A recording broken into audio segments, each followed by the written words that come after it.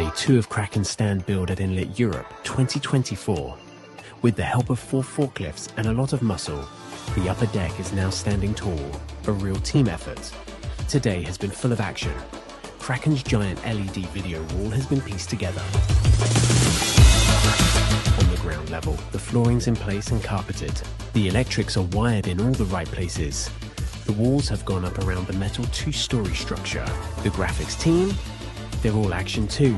Getting Kraken's branding up and looking sharp, this stand is really starting to take shape. After another long, productive day, the Kraken stand is one step closer to completion. Tomorrow, we bring it all together. Stay tuned.